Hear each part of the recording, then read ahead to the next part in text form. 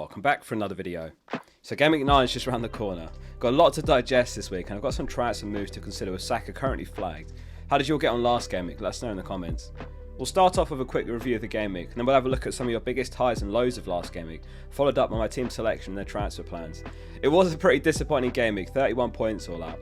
Blanks from Raya, Trent, Porro, Gabriel, Lewis, Bumo, Johnson, Solanke and obviously Haaland captain.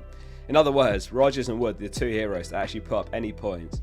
Admittedly, I got a bit lucky as well with auto subs, with Rodgers coming on for Saka. I was somewhat surprised to see Saka not in the squad at all, but perhaps a reminder to take everything that Arteta says with a huge pinch of salt. A hot debate this week was whether some had some inside news on Saka as well and withheld it. Well, I kept Saka expecting him to start, so I certainly had no idea. I would have bought Foden or Palmer given I've got triple spares already. I would say though, Saka to some was a perfectly logical move regardless, and I would be surprised if a small group was gatekeeping information. The risk in getting caught there is too massive. I rarely get sent early team news myself personally, and if I do I'll just share it. I'm not sure if many of you care about all that stuff, but I thought I'd weigh in. Putting all that aside, it was a hotly debated game week with the Son assist given, tweeted by official FPL, then the tweet deleted, and then Sunday night followed up by another tweet saying they'd made a mistake in giving it in the first place. Do you think it was the correct decision or a mistake?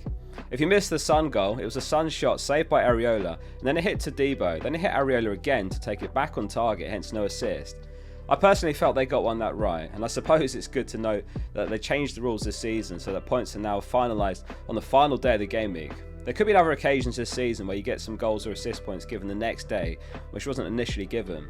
Had this been last season, those points would have been locked in on Saturday night. Despite a poor score, I'm actually very happy with my team. I can't really fault the players I've picked, and that's just how the game weeks go sometimes. It wouldn't be surprising if a team that scores 20 or 30 or so points last game week goes on to get 70 the next game week. That's often what happens. Let's have a look at your biggest highs and lows of the game week as well next. Alex Volo triple captain Haaland. Very unfortunate, and he's photoshopped an L over the C here. So I guess to reflect how he surely feels after that one, 6 points. A tale of two sides here. Adriana got Keane's 14 pointer auto subbed off her bench, while Tommy says, my highest scoring player second on the bench. He didn't get so lucky. Another chip disaster. FPL Simpson says, accidentally bench boosted 2 players with a combined value of 8.3 million.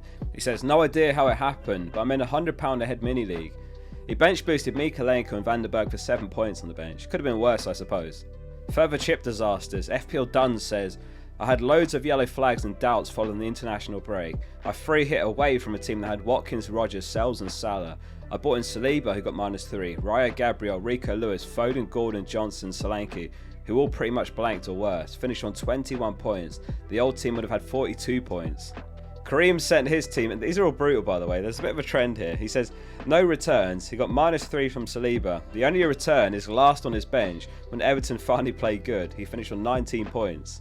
It was one of those game weeks, wasn't it? I'm hoping the next game week we get some great scores back in again. Did anyone have a good game week? Well, just a few sent some good ones in this week. So we'll finish with Yeti POL. He got 72 points and he had returns from Sells, Aina, Salah captain, Son, Rodgers and Watkins. And on top of that, he's up to 148th in the world. So that's that done. Let's get into my team for Game Week 9 and transfer plans. In goal it's Raya, and it's pretty remarkable that he's kept no clean sheets, home to Leicester and Southampton and then Bournemouth away. So I'm sorry to Raya owners that had him before. I think I broke him getting on the wildcard for that run. Further to that, it's a horrendous fixture this week facing Liverpool at the Emirates. Saliba suspended, Calafiori off injured with a possible knee injury in the Champions League, Timber still injured and potentially out again, so it could be a back line of something like Zinchenko or Kivio left back, Gabriel and White centre back and Partey right back. It's just not worth spending a keeper transfer in my opinion here. Transfers are too precious and there are other changes in the team I'm looking to make which aren't more of a priority. Perhaps some good news for Lewis owners. Walker's got a knee issue and he's not in the Champions League squad, so he's a doubt for the weekend again. Still not a guarantee of Lewis's minutes of course. Pep could line up without Lewis and Walker if he wants to. It's the standout fixture this week though, playing at the Etihad home to Southampton. Man City are comfortably top of the clean sheet probability with a 52% chance. Next highest is Brighton with 36% and then Brentford 34%. As it stands, I'm playing Trent over Gabriel. This one's quite tight. You either hedge your bets and go for both, or you can go all in on Arsenal and start double defence. The injuries and obviously the Saliba red nudges me Trent's way. Though I am considering a defender transfer this week, which would see Trent drop to the bench. I'm keen to keep hold of Trent though for those fixtures after Arsenal when he's got Brighton home, Villa home, Southampton away. Lastly, Pedro Porro, who took more shots than any defender in the league last season, and his 16 shots this season is currently also more than anyone else, 4 more than anyone. Gabriel and Tete have taken 12, Porro's taken 16. Vardy and Diaz have taken 10. He's registered 1.77 expected goal involvement, so he's showing promise. I just need him to chip in with an attack in return to help towards a rank swing upwards. Spurs play away to Palace and they've been given a 29% chance of a clean sheet this week. It's a 3-4-3 for Gameweek 9. In midfield it's Saka, Johnson, Boomer and Rodgers. So let's talk about Saka first then. What do we do with him? Well, he's been upgraded to an orange flag, or downgraded, 25% chance of playing. Oddly, Carlsley indicated over the international break that he could have played in their second game, which was well over a week ago now, but he said it was unfair to risk him, and Arteta said he was hopeful he'd make the Bournemouth game. What we do know is he wasn't in the Champions League squad as Arsenal beat Shakhtar 1-0, so is he simply saving him for the Liverpool game? As it stands, I'm looking to sell him, more on that in the transfer plans later. Rodgers was outstanding in the Champions League midweek, what a player. He should be nowhere near the England under-21s, and I can understand Emery's frustration there when he gets called up every time. Villa have enjoyed a great start to this season, which he has played a part in. They're currently 4th, 5 wins, 2 draw, 1 loss. 2.93 expected goal involvement for Rodgers. For comparison, Son's on 2.96, Jota just above on 3.06. It's a home fixture this week as well, as Villa host Bournemouth. Johnson's goal scoring streak finally coming to an end last game week then. A brutal watch as a triple Spurs owner myself, with none of my 3 picks involved in any of the 4 goals. He had a golden chance header which was blocked, and he put a shot narrowly wide as well. He actually created 2 chances against West Ham, and he took 5 shots in the box in total. It does have the feeling of a potential breakout season for him. And Bumo gets the vice captaincy this week. It's a great looking fixture home to Ipswich, who have conceded 17.4 expected goals this season, which ranks rock bottom in the league, just behind Southampton on 17.25 XGC. It was great to see Vissa back in the squad as well after his injury. We hadn't seen him since Game Week 4. Bumo managed to chip in returns in his absence, but let's not forget what great partnership the two are. Vissa could actually be a serious differential to consider. He's only 2.2% owned, and he's 5.9 mil. It's hard to look past Wood right now, but Vissa's got the better longer term fixtures. Onto the front 3 then, which is Wood, Solanke and Haaland.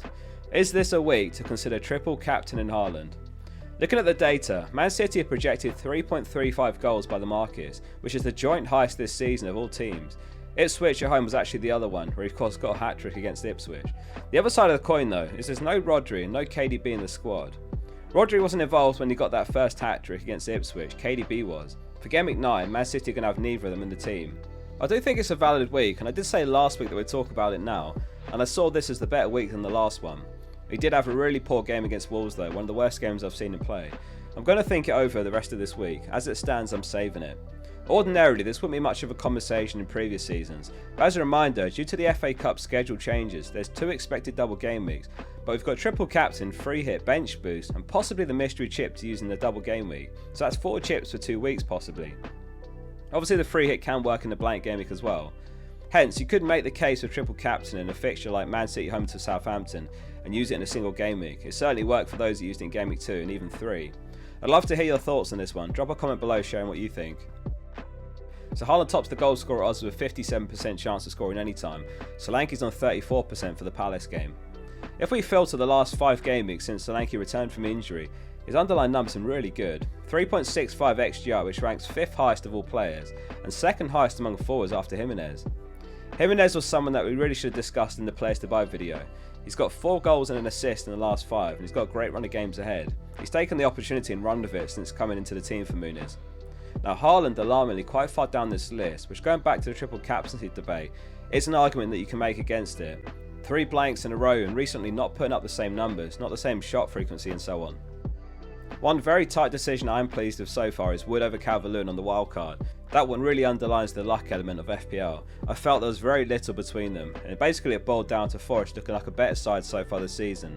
But obviously DCL had the better overall fixtures, and at least he does look slightly better than Wood long term for fixtures, but Wood obviously in the better team.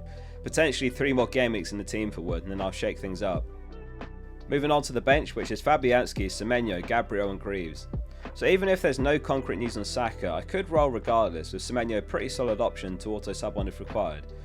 I've got 2 free transfers and there's 2 paths I'm considering. Now obviously the first path is just to roll the transfer and look to buy Palmer in Game Week 12 by accruing some free transfers until then. Option 2 is to bring Palmer forward and buy him right now before Newcastle home. I've only got 0.4 mil on the bank though, so a second free transfer will be required to fund it. So the second move I'm considering is Gabriel to Pinnock. Now obviously that frees up more than enough money, and you might think, why not someone like Vardiol? That could end up being the best possible route to go, but the big trade-off there is I can't get Saka in around Gameweek 12 or 13. I'll use Plan FPL to show it easier here.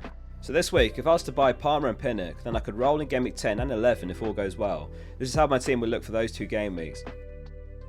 And then in Gameweek 12, I could sell Wood for Stewart or any 4.5 mil forward, and then Johnson to Saka, and then Trent back to Gabriel. So I'll be temporarily selling Gabriel for Liverpool, Newcastle and Chelsea.